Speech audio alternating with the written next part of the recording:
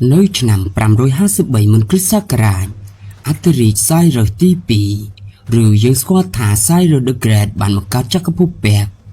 ដែលសព្វថ្ងៃជាអេរ៉ង់នៅពេលដែលសៃរសទី2និងបុត្ររបស់ទ្រង់ខេមបៃសេសទី2ដណ្ដើមភាគខាងកើតនិងខាងលិចទឹកដីចក្រភពភើសៀនបានពង្រីកនៅក្នុងរជ្ជកាលរបស់ដារីយ៉ូសទី1នៅឆ្នាំ522មុនគ្រិស្តសករាជ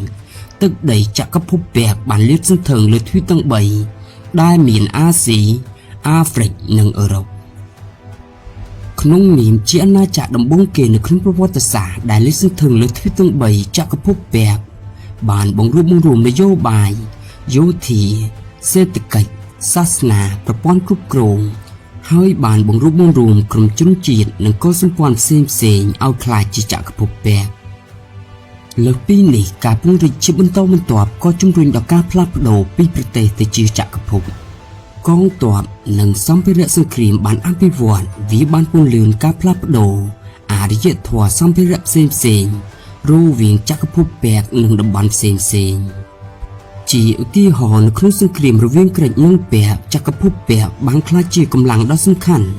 ក្នុងការផ្សព្វផ្សាយវប្បធម៌បូព៌ាទៅកាន់ប្រទេសក្រិចទន្ទឹមនឹងនោះវាបានបញ្ចូលវប្បធម៌បុរាណដែលបានស្រូបចេញពីបាប៊ីឡូនអេស៊ីបក្រិចនិងកន្លែងផ្សេងទៀតទៅកាន់លោកខាងលិចតើចក្រភពពេកត្រូវបង្កើតឡើងយ៉ាងដូចម្តេចចក្រភពពេកបានកើតឡើងនៅខ្ពង់រាបអឺរ៉ង់ប្រហែល 3000 ឆ្នាំមុនគ្រិស្តសករាជប្រជាជនភ្នែកចោមួយចំនួនតូចបានរស់នៅលើវាលខ្សាច់អារ៉ាប់ពួកគេបានផ្លាស់ទីលំនៅទៅតាមរដូវរកកន្លែងដែលមានប្រភពទឹកនិងវាលស្មៅប្រជាជាតិទាំងនេះត្រូវបានគេហៅថាជនជាតិសឺមីតហើយជនជាតិអឺរ៉ាប់និងជនជាតិយូដាឬយើងស្គាល់ថាជនជាតិជ្វីសគឺជាអ្នកខ្ពង់ខ្ពស់ជាងគេបំផុតជារឿយៗពួកគេបានផ្លាស់ទីលំនៅទៅកន្លែងដែលមានជីជាតិនៅភាគខាងជើងជួនកាលក៏ធ្វើសង្គ្រាមកាន់កាប់ទីក្រុងផ្សេងៗផងដែរប្រជាជាតិមួយទៀតដែលរស់នៅឆ្ងាយភាគខាងជើងពួកគេតែងតែធ្វើដំណើរតាមវាលស្មៅរវាងសមុទ្រកាស្ពែនិងទន្លេដានូប៊ីដោយរស់នៅជាប្រជារាស្ត្រពនេចរជនជាតិសឺមីតគឺជាបុព្វបុរសរបស់ជនជាតិពេកក្រិចរ៉ូមស្លាវីនិងអាល្លឺម៉ង់ដោយសារតែពួកគេប្រើភាសាអារីអានដូច្នេះពួកគេត្រូវគេហៅថាអារីអានពួកអារីអានមួយចំនួនបានធ្វើចំណាកស្រុកទៅកាន់ប្រទេសឥណ្ឌាហើយមួយភាគទៀតបានធ្វើចំណាកស្រុកទៅភាគនិរតីហើយពួកគេទាំងនេះបានបង្កើតជានគរមីឌានិងពេកនៅពាក់កណ្ដាលសតវត្សទី2ដល់ទី7មុនគ្រិស្តសករាជពួកមីឌាបានបង្កើតនគរមួយនៅភាគខាងលិចនៃខ្ពង់រាបអឺរ៉ង់ក្រោយមកនគរមីឌាបានចងសម្ព័ន្ធភាពជាមួយនគរបាប៊ីឡូនហើយបានបំផ្លាញនិងបែងចែកចក្រភពអាស៊ីរៀននៅឆ្នាំ612ដល់ឆ្នាំ605មុនគ្រិស្តសករាជនៅពេលដែលនគរមីឌាមានភាពរឹងមាំក៏សម្ព័ន្ធភើសៀនបានស្ថិតក្រោមការគ្រប់គ្រងរបស់នគរមីឌានៅពេលនោះបុរសម្នាក់ដែលនៅក្នុងគុលសម្ព័ន្ធភើសៀនដែលមានឈ្មោះថាអាឈីមីនេដេសបានបង្កើតរាជវង្សអាឈីមីណែនបន្ទាប់ពីទ្រង់សោយទីវង្គតបុត្ររបស់ទ្រង់ធីស្ប៉ាបានឡើងសោយរាជបន្តនិងដឹកនាំរាជវង្សអាឈីមីណែតចេញពីការគ្រប់គ្រងរបស់ចក្រភពមីឌាក្នុងអំឡុងពេលស្ដេចសាយទៀនកំពុងគ្រងរាជ្យក្រោយពីស្ដេចធីស្ប៉ាបានសោយទីវង្គតទ្រង់បានបែងចែកទឹកដីជាពីរឲ្យបុត្ររបស់ទ្រង់ទី1មានព្រះនាមថាសៃរសទី1និងអារីរ៉ាមណេសបន្ទាប់ពីស្ដេចទាំងពីរសោយទីវង្គតរាជបល្ល័ង្កត្រូវបានប្រគល់ទៅឲ្យខាំបាសេសទី1និងអាសាមីនៅឆ្នាំ559មុនគ្រិស្តសករាជសៃរសទី2បានឡើងសោយរាជ្យបន្តពីព្រះបិតាខេមបៃសេសទី1ហើយបានគំចាត់ស្ដេចអាសាមីហើយបង្រួបបង្រួមរាជវង្សអាឆាម៉ាណែតឡើងវិញសៃរសទី2ឬសៃរស the Great ត្រូវបានគេចាត់ទុកថាជាបុគ្គលប្រវត្តិសាស្ត្រដ៏សំខាន់បំផុតនៅក្នុងប្រទេសអេរ៉ង់ក្នុងរយៈពេលជាង 2000 ឆ្នាំមកហើយទ្រង់គឺជាមនុស្សដំបូងគេដែលធ្វើឲ្យចក្រភពពេកចាប់ផ្ដើមងើបឡើងតើសៃរស the Great បានដឹកនាំចក្រភពពេកឲ្យក្លាយជាអាណាចក្រដោយរបៀបណានៅឆ្នាំ559មុនគ្រិស្តសករាជសាយរ៉ូសទី2បានក្លាយជាមេដឹកនាំនៃជនជាតិពេកហើយបានបង្រួបបង្រួមកុលសម្ព័ន្ធចំនួន10ក្រោយមកគឺនៅឆ្នាំ553មុនគ្រិស្តសករាជសាយរ៉ូសទី2បានបះបោរប្រឆាំងនឹងពួកមីឌានៅឆ្នាំ550មុនគ្រិស្តសករាជសាយរ៉ូឌឺក្រេតបានចាប់ផ្ដើមបះបោរនៅពេកដែលសប្តាហ៍ថ្ងៃជាខេត្តហ្វានៅតំបន់អេរ៉ង់ហើយទ្រង់បានចងសម្ព័ន្ធជាមួយអភិជនមួយចំនួនដែលមិនពេញចិត្តនឹងស្ដេចអាយ៉ាហ្គេសហើយចក្រភពមេឌៀនត្រូវបានបំផ្លាញសង្គ្រាមផ្ដួលរំលំចក្រភពមេឌៀនមានរយៈពេល3ឆ្នាំហើយនៅឆ្នាំ550មុនគ្រិស្តសករាជសាយរ៉ូឌឺក្រេតបានបង្កើតអាណាចក្រពេកក្រូស៊ូដែលជាស្ដេចនគរលីឌាជាអ្នកជិតខាងដ៏មានអំណាចនៅភាគខាងលិចនៃនគរភើសៀនបានឃើញថាសាយរ៉ូឌឺក្រេតកំពុងតែមានអំណាចហើយព្រួយបារម្ភជាខ្លាំងគាត់បានទាញយកផលប្រយោជន៍ពីការពិតមួយដែលថានគរភើសៀនមិនទាន់មានភាពថិតថេរនិងរឹងមាំហើយបានបញ្ជូនទ័ពដើម្បីកំទេចនគរនេះនៅឆ្នាំ547មុនគ្រិស្តសករាជទ្រង់បានបញ្ជូនកងទ័ពដ៏ក្លាហានដើម្បីវាយលុកភើសៀហើយបានដុតបំផ្លាញទីក្រុងព្រះសាយរ៉ូឌឺក្រេតដែលលើដំណឹងនេះបានប្រញាប់ប្រញាល់ដឹកនាំកងទ័ពទៅប្រយុទ្ធជាមួយនគរលីឌានៅសមរភូមិព្រាកងទ័ពសេះដែលបំពាក់ដោយអាវុធរបស់កងទ័ពលីឌៀនសុទ្ធសឹងតែជាកងទ័ពដែលមានជំនាញប៉ុន្តែកងទ័ពនគរពេកក៏មិនធម្មតាដែរភាគីទាំងពីរបានរងរបួសហើយលទ្ធផលមិនទាន់សម្រេចចាញ់ឈ្នះនៅឡើយទេក្រោយមកសាយរ៉ូឌឺក្រេតបានប្រមូលកងទ័ពដើម្បីឡោមព័ទ្ធនិងវាយប្រហារលីឌាបន្ទាប់ពីការឡោមព័ទ្ធរយៈពេល2សប្តាហ៍កងទ័ពពេកបានឡើងលើជ្រែងថ្មចោតហើយវាយលុកក្រុងសាឌីហើយនគរលីឌាត្រូវបានរលាយតាំងពីសាយរ៉ូឌឺក្រេតបង្កើតអាណាចក្រភើសៀនទឹកដីរបស់ទ្រង់បានពង្រីកទៅភាគខាងកើតនៃភ្នំសាហ្គូទៅឆ្នេរសមុទ្រភាគខាងកើតនៃសមុទ្រអាក្រានក្នុងរយៈពេលខ្លីប៉ុណ្ណោះអារ្យធម៌កណ្ដាលដែលពីមុនគ្រប់គ្រងដោយពួកមីឌាបាប៊ីឡុននិងលីឌាបានធ្លាក់ចូលក្នុងកណ្ដាប់ដៃរបស់សាយរ៉ូសទី2ទឹកដីដ៏ធំទូលាយតែមិនអាចបំពេញមហិច្ឆតារបស់សាយរ៉ូឌឺក្រេត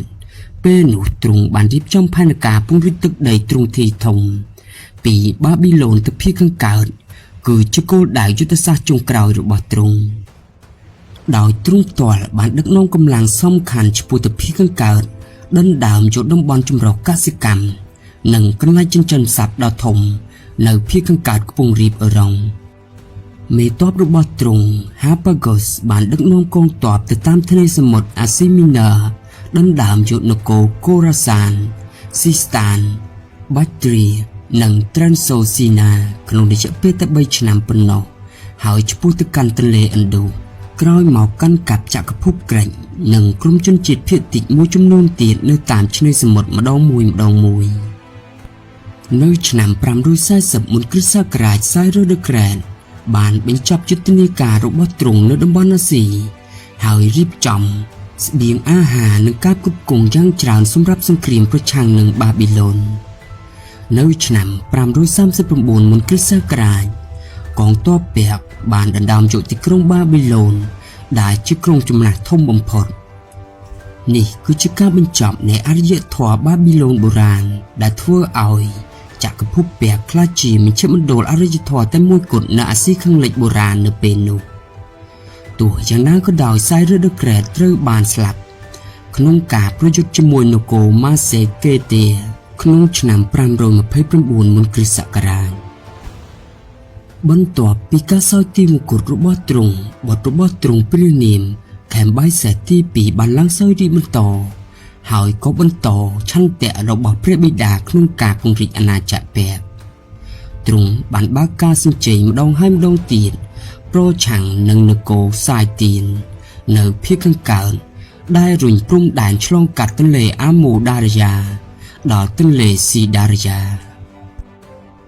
នៅឆ្នាំ525មុនគ្រិស្តសករាជខេមបៃសេទី2បានដឹកនាំកងទ័ពរបស់ទ្រង់ វីលោកចក្រភពអេស៊ីបដែលមានស្ដេចផារ៉ាអុងទី26ជាអ្នកគ្រប់គ្រងប្រទេសនៅពេលនោះដែលទ្រង់ព្រានាមថាស្ប៉ាមតិចទី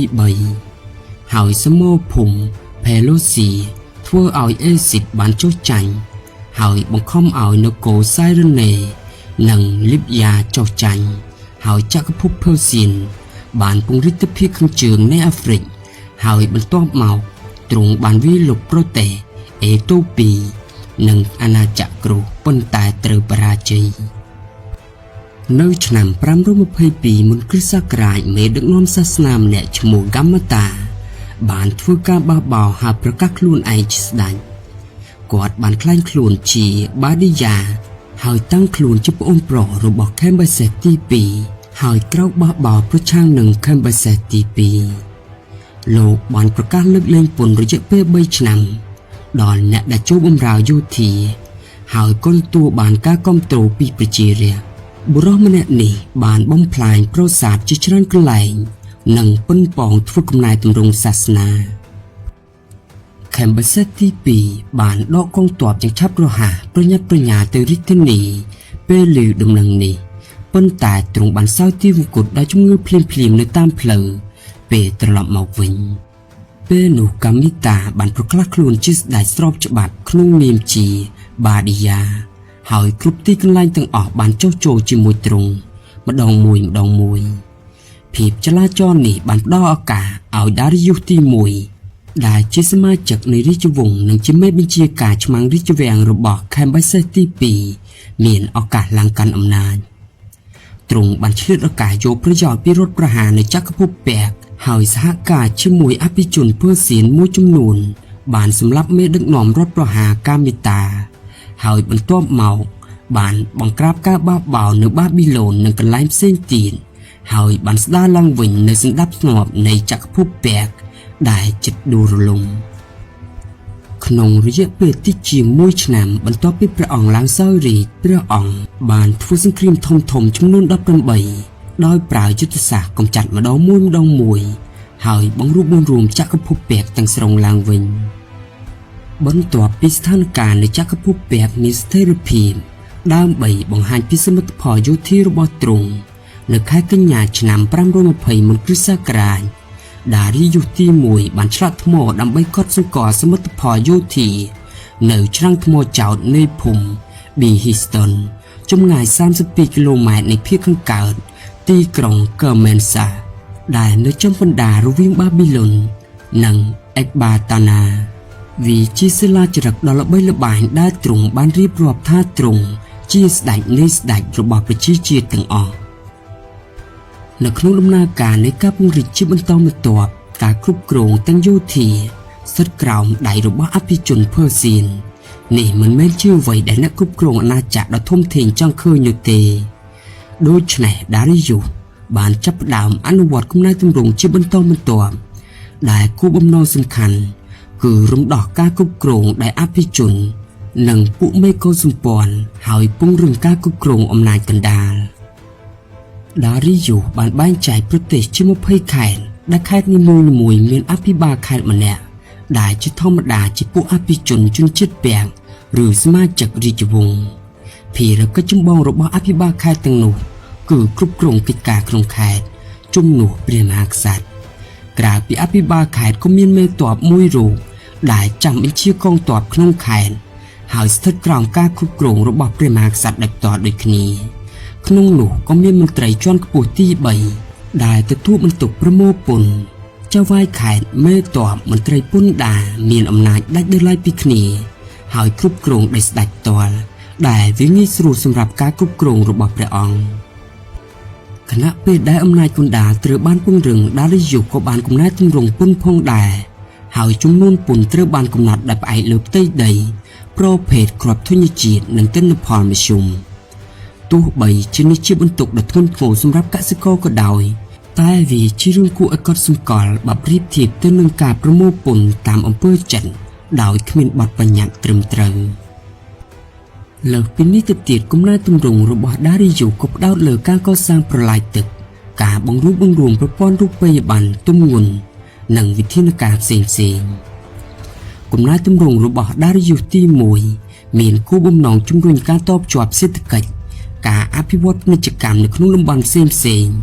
រឿងទាំងនេះបានដើរតួនាទីយ៉ាងវិជ្ជមាននៅក្នុងចក្រភពនេះប្រព័ន្ធបច្ចឹមនិងប្រព័ន្ធខេត្តដែលបានបង្កើតឡើងបន្ទាប់ពីកំណែទម្រង់បានធ្វើឲ្យអាណាចក្រនេះអាចគ្រប់គ្រងប្រកបដោយស្ថិរភាពដែលអំណោយផលដល់ការផ្លាស់ប្ដូរសេដ្ឋកិច្ចនិងវប្បធម៌ផងដែរទ្រង់ក៏បានបង្កើតកងទ័ពដ៏មានឥទ្ធិពលមួយតាមរយៈកំណែទម្រង់យោធាទីបំផុតបានបង្កើតអាណាចក្រដ៏ធំមួយដែលមិនធ្លាប់មានពីមុនមកនៅសតវត្សទី5មុនគ្រិស្តសករាជសង្គ្រាមរវាងក្រិចនិងចក្រភពពាក្យបានចាប់ផ្ដើមដារីយ៉ូសទី1និងអ្នកស្នងតំណែងរបស់ទ្រង់បានធ្វើសង្គ្រាមនេះវាជាចំណុចរបត់នៃចក្រភពពាក្យពីភាពរុងរឿងទៅការធ្លាក់ចុះខ្សោយសង្គ្រាមរវាងក្រិចនិងពាក្យមានរយៈពេលកន្លះសតវត្សហើយចក្រភពពាក្យដ៏មានអំណាចត្រូវបានកំចាត់ដោយចក្រភពក្រិចដែលមានកងទ័ពដ៏ក្លាហានក្នុងកំឡុងពេលសង្គ្រាមការបះបោរទ្រង់ទ្រាយធំប្រឆាំងនឹងចក្រភពពាក្យបានផ្ទុះឡើងនៅតាមតំបន់ដូចជាអេស៊ីបនិងបាប៊ីឡូនដែលធ្វើឲ្យអំណាចយោធានៃចក្រភពពាក្យចុះខ្សោយការគ្រប់គ្រងរបស់ចក្រភពពាក្យពឹងផ្អែកចំបងទៅលើកម្លាំងយោធានៅពេលដែលផលប្រយោជន៍យោធាត្រូវបានរង្គោះរង្គើនិងបាត់បង់ការគ្រប់គ្រងអំណាចកណ្ដាលធ្វើឲ្យចក្រភពនេះចុះខ្សោយជាលំដាប់បាទសូមអរគុណសម្រាប់ការចំណាយពេលវេលាដ៏មានតម្លៃហើយក៏សូមអភ័យទោសរកកំហុសខុសឆ្គងសង្ឃឹមថាជួបបងប្អូននៅវីដេអូក្រោយទៀត